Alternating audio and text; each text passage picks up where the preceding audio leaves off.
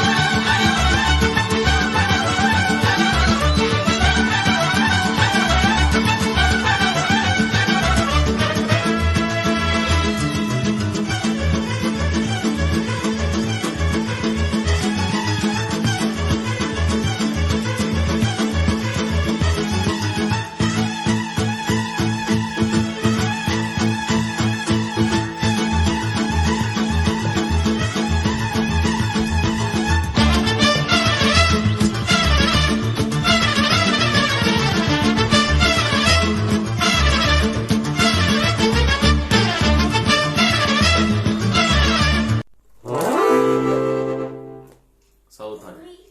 Felicitări cu Ziua Internațională a Dansului.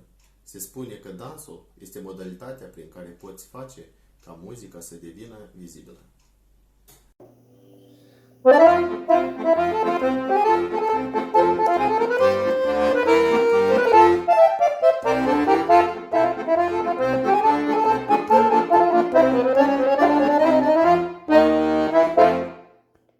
Salutare tuturor dansatorilor!